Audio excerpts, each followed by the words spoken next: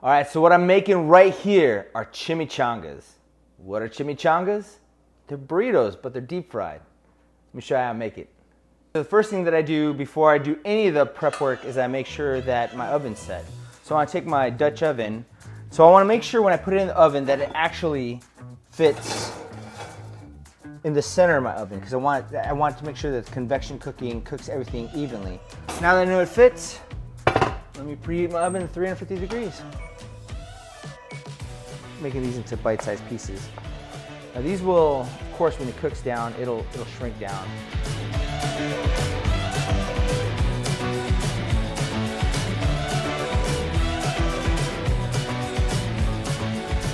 So always start with salt and pepper. I'm gonna flip this meat over so there's some salt and pepper on each side of the meat. All right, now I season the other side. 2 jalapeños. Now you could add 3, you could add 4, you could just add 1. Oh, my oven's heated up, and I cut them just like this in little quarter pieces. I'll leave the seeds in and everything. I think it flavors the chimichangas perfectly. Now, if your kids don't like it too spicy, maybe just use 1 jalapeno, but 1 jalapeno isn't going to spice it up too much. And I also cut up 2 onions. I do a rough chop with these onions.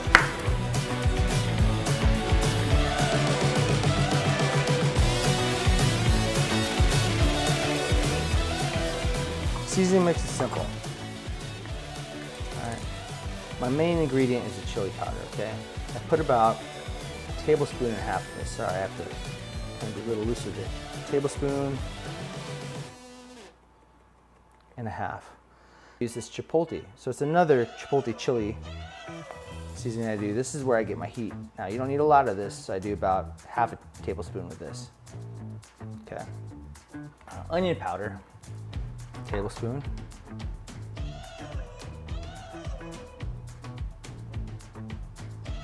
Garlic salt or garlic powder, or granulated garlic. I have garlic salt here.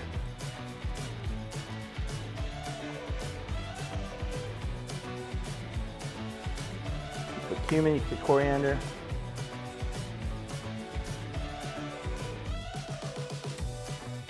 So I have the pan heating up. Let me add a little bit of oil to that.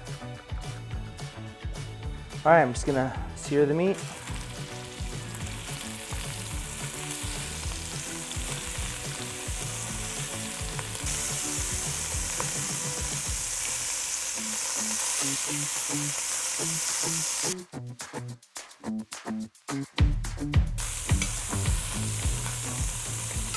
Every batch I just remove the meat. I don't fully cook it. I don't fully sear every single side. I just sear 2 main sides of it to get it going.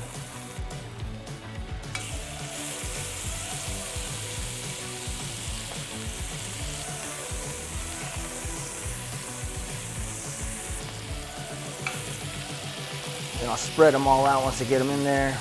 The last batch cooking up. So he's got a little bit of fond back on the bottom there. I'm going to take some of this red wine and vinegar to deglaze that. So I'm adding this all back.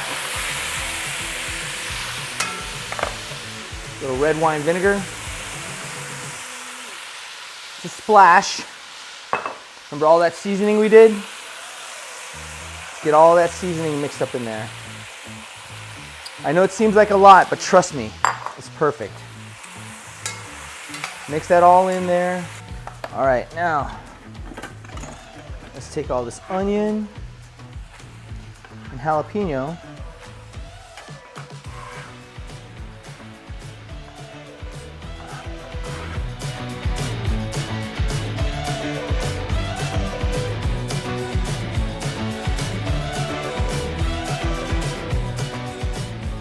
You don't want to smash it. You want to smash that like button, not the meat.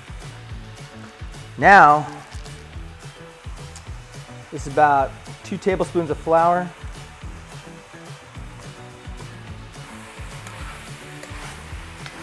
You want to cook it up a little bit.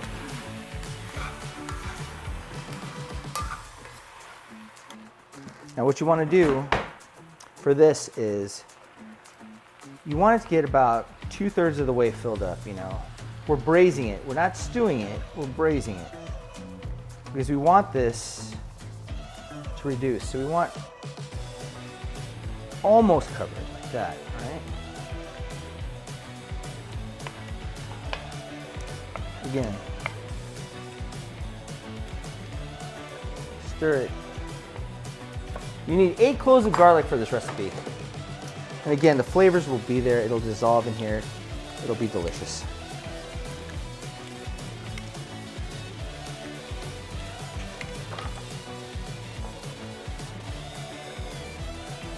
Just evenly stir that in.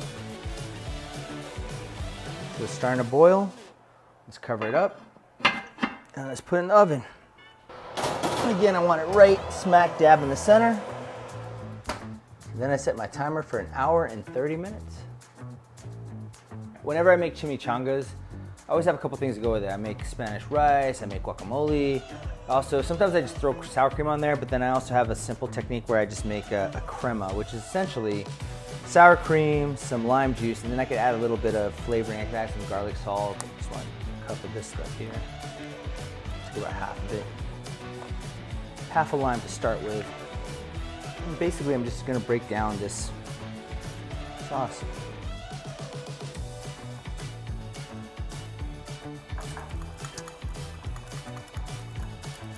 I'm thinking a little bit more, just a little bit more lime. And just a little touch of garlic salt. See, I just want it to be really smooth.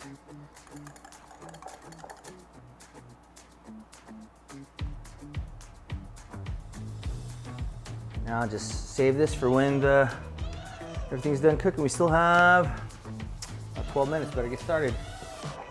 All right, folks, so this isn't part of the meal. I'm making Spanish rice. If you want to see how I make this, go ahead and watch my taco night video. I'll put the link in the description here. You need to start shredding the cheese, and I use Oaxaca cheese.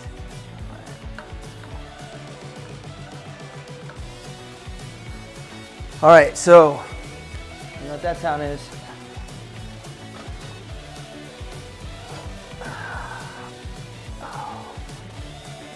Still got a little bit more to go. So I'm just gonna cook this on the stove top a little bit, get some more of this, the juices to dissolve a little bit. But that meat is tender right now. We're driving cars on a Mars tonight. We're passing off. To reduce, that's a pretty thick sauce right there. When I make my burritos, I'm not going to use as much sauce. I'm gonna drain it. All right, so I took 2 cups of black beans, and you can do black beans, pinto beans, whatever. I just add the beans. So now, look at that. Let's add some fresh cilantro. You always add your fresh herbs at the end because that's what livens things up. And then you do 1 or 2 limes. I just have 1 lime left because I use so much of it. Adding the juice of another lime.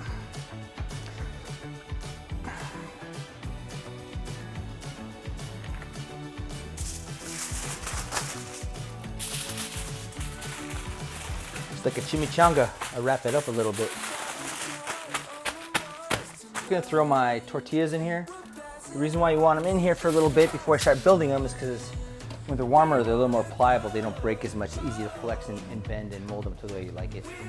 I'm just not gonna use a deep fryer. I'm gonna do a little shallow pan fry here. It works just as well.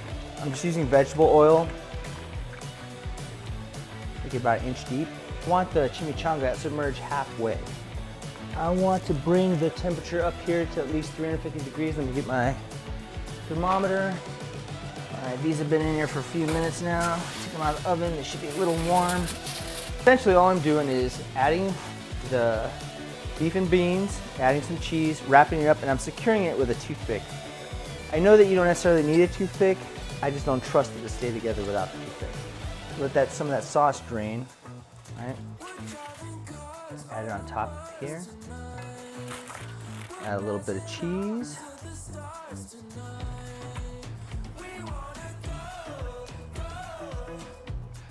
Fold it over, pull it back. Fold it one way, fold it the other way, roll it out. And what I do right here is take that toothpick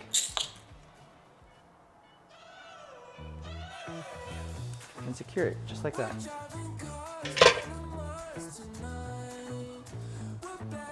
The key thing to remember too, whether you use toothpicks or not, is always to put the flap side down. So we're right at 350 right now. Let's set that down in there. Ooh. What is it, about 45 seconds so far?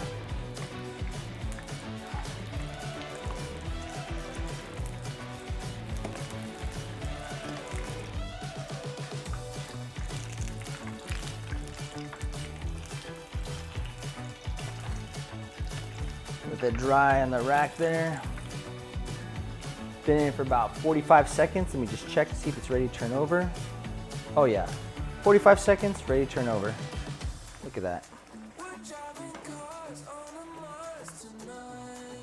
And you, honestly, you really want them on a rack like this to dry. I put the crema inside the fridge for a little bit so it got a little cold.